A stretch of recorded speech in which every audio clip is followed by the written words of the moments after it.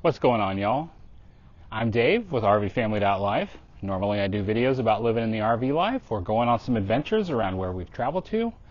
But today I thought we would do some story time.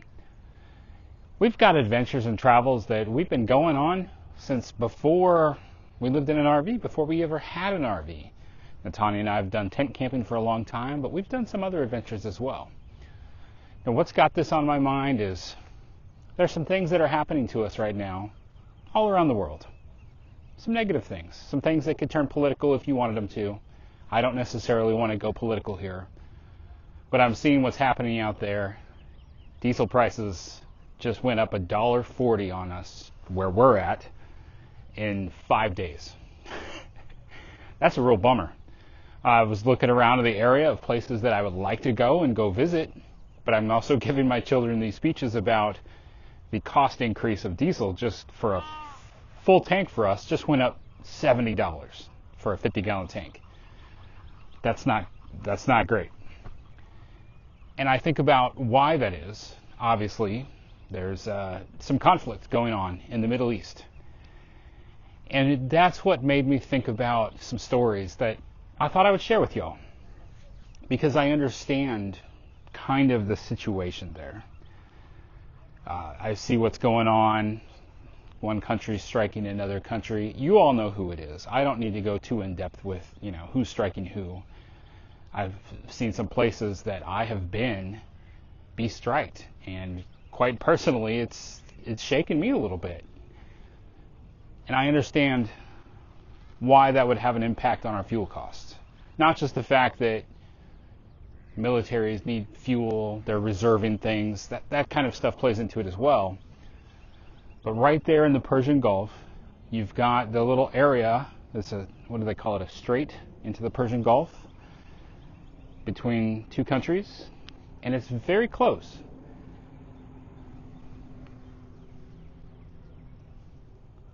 So let me go back to 2011, in that time frame. I went to work in the Stan with a guy named Stan. Still talk to Stan, actually. And if you're wondering what Stan, you'll just have to piece a few things together. I've been places like Bagram, Salerno, Kandahar, Masumgar. Those are places that I lived and worked for a year and a half. During that time while I was away, Tanya was back in the United States in Texas with our son Khalil and our daughter Caitlin. Now, while you work overseas, you don't have to pay income tax, which is pretty nice, but you have to be away for 330 days a year. So what a lot of guys would do was they would take vacations into other countries. So there were several times when I was coming back to the United States for vacation that I would go through Dubai. Dubai is kind of exciting, kind of interesting, very touristy. And Tanya had been talking about this indoor ski resort that she had kind of watched being built through magazines and websites back in the day when they were building that in Dubai. So we came up with the idea, why don't we do one vacation where Tanya will come to Dubai? So we did that. I don't have a lot of video. I don't think I have any video, honestly, but I do have a lot of photos. So I'm going to start putting photographs over this to kind of show you guys some of the fun that Tanya and I had in Dubai. We did the ski resort. She wanted to, and by the way, we don't ski. We just wanted to go have hot cocoa in this ski resort in a desert. Just seemed like a fun thing to do. So we did that. We rode the chairlift up. This like a little ski lodge cafe-like thing right in the middle, and we stopped there and got hot cocoa that had marshmallows and M&Ms in it, and watched the people ski, sled, snowboard by. Outside, they had it, I think it was 15 degrees Fahrenheit, while it's like 100 degrees Fahrenheit outdoors. And they can maintain that 15 degrees even when it's like 125 degrees outside. And yes, it can be 125 degrees. And yes, I have personally experienced 125 degrees. You having fun? Yeah! Woo!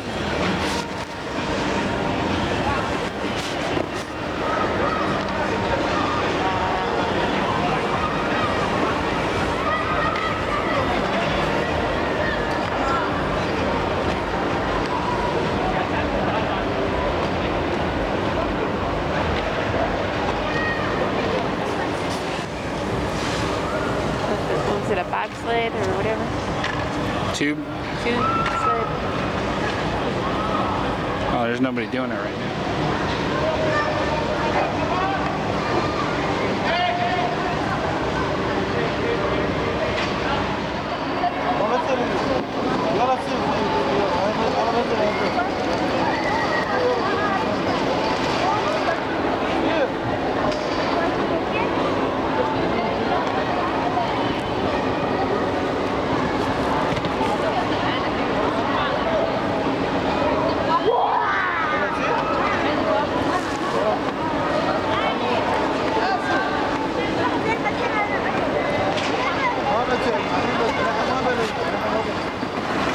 How was it? It was awesome!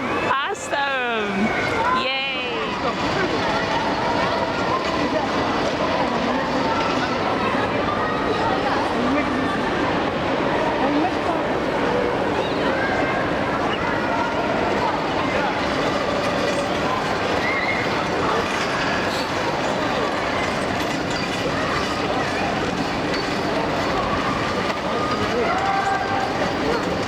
Uh-oh.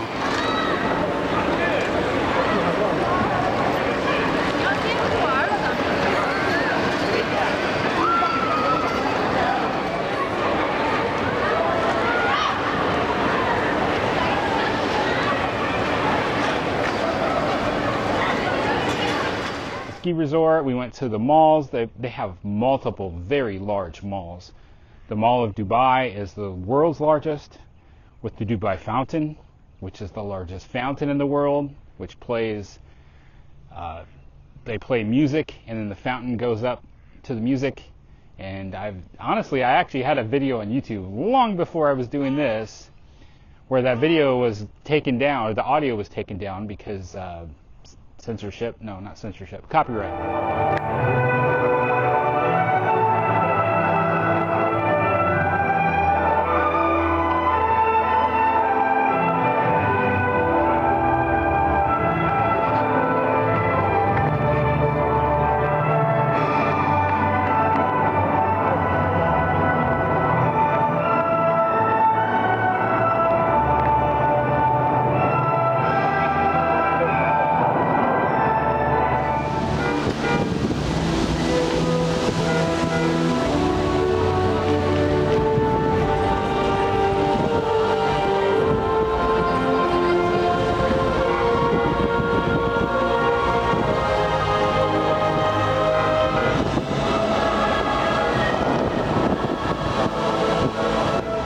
And then Tanya and I also went to the top of the Burj Khalifa, the tallest building in the world. You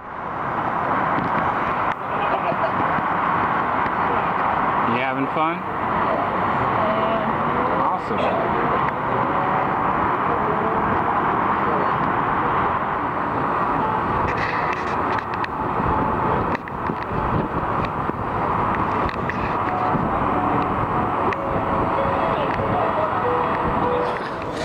Can't even see you. It's too dark up here.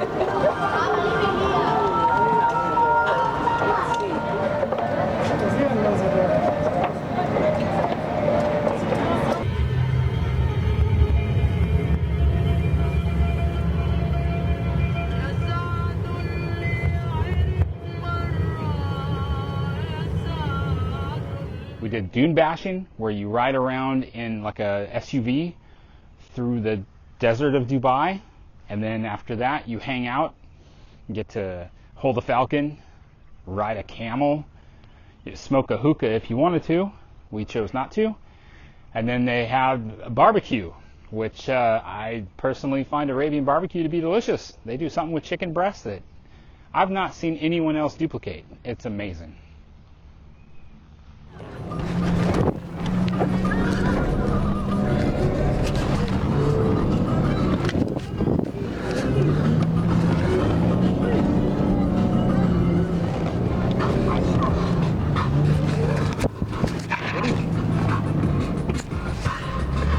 مساء الخير والحب والسعادة.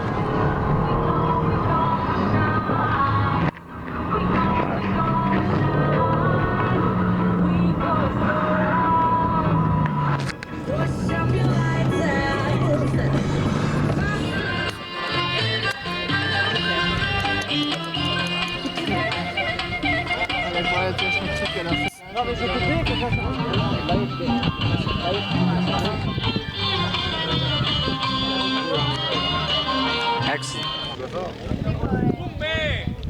They're nice.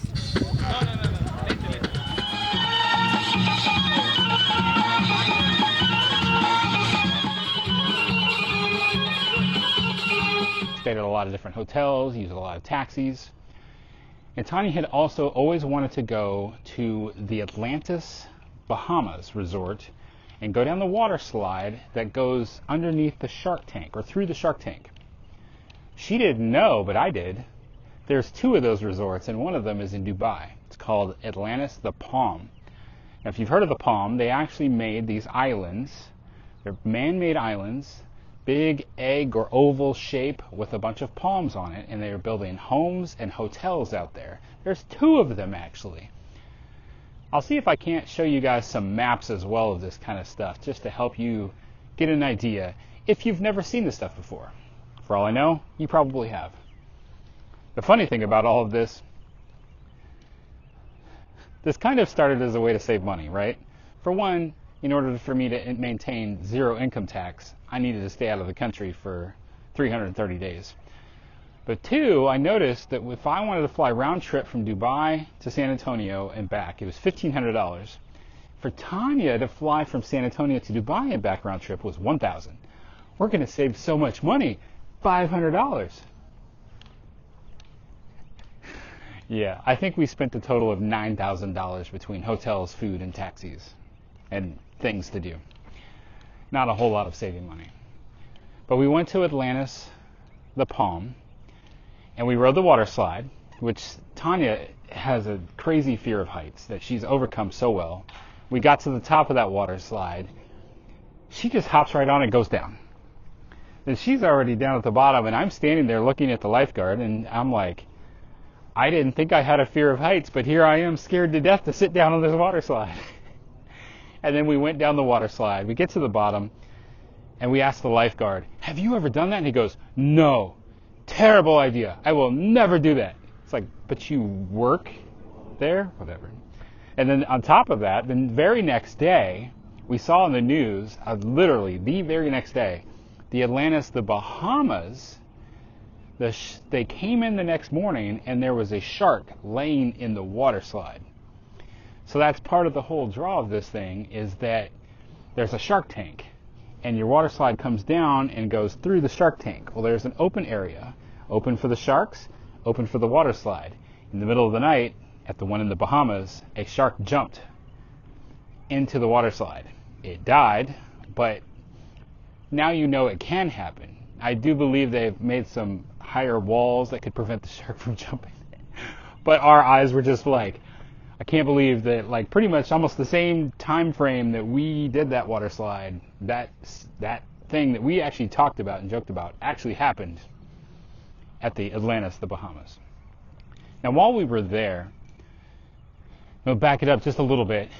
When I'm in the stand, I live in a tent, and it's a regular part of my life to hear explosions, literally. Some kind of booming, popping sound. I lived right against the wall of a tent, and I slept during the day, and there was constantly stuff going boom, and it would shake the tent wall just right in my face. That was a normal part of my life. I've just become used to it, and I could sleep right through it. Now I'm at Dubai. Dubai is right there in the Persian Gulf. Tanya and I just swam in the Persian Gulf, and we ate at a buffet one night, and we come out, and there's a big boom, and I have the craziest panic attack. It's like, no, not here, not now, not while my wife is here. No. It was fireworks.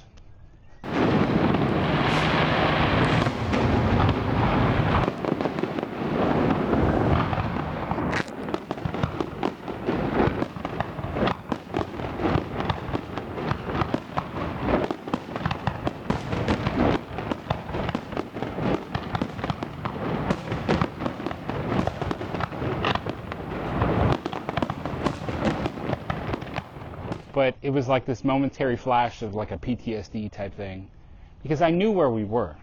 I knew how close that other country that currently at this moment is launching rockets at almost every country around it over there in the Persian Gulf. Literally just hit targets in Dubai, as well as hit and killed American service members in Kuwait, which I have also worked in Kuwait. So I understand, I get it. My mind always struggled to wrap around the fact that there's that country right there across the water that they're not fond of us, we're not fond of them. There's always a little bit of tension, something could always happen. And the fact that, Dubai doesn't ship as much oil as they used to, but they do some. Kuwait still ships out a lot. Saudi Arabia still ships out a lot. Bahrain still ships out a lot. It all goes right through there. Now, I believe that the Navy of question has probably been subdued at this point, but the problem is they're still shooting rockets like crazy into that area. And if you're a ship captain, you're probably thinking, I don't want to take my ship into that area. It's almost a war zone. Now you're kind of maybe getting a picture of, that's probably why our fuel cost, why our diesel and our gasoline costs are being affected right now. Even if we, as our country, were not buying from that area anymore, the demand for what we would supply would increase, because that area supplies a lot for a lot of countries. So if other countries all of a sudden are like, man, we can't get what we need from those Middle Eastern countries, we need to buy supplies from somewhere else, it's going to totally change the landscape for the price of what fuel is costing right now. It stinks, I know. Like I said, we've already talked with our girls about conserving fuel. Kaylin just today, she's like, I really want to go to the library today, and I'm going to go to Barnes & Noble and just look around. I'm like, okay. Here's the problem. That crazy increase in diesel has got me sitting here thinking, I don't even want to start the truck today. I want to conserve. It says, not only is it expensive at the moment, but in the past we've had problems where certain regions, including the region we're in, have run out of diesel. So there could be a potential diesel shortage coming. We got a full 50 gallons right now. I topped off right as I came back in, even at a higher price. Let's keep our wants and desires down. Let's do things like make a YouTube video without having to drive anywhere. Let's work on other things that we can work on around the RV. And let's not crank up the truck today and conserve diesel as best we can. The sad thing too is it's started to get me thinking about where my reservations are coming up if these fuel prices stay high.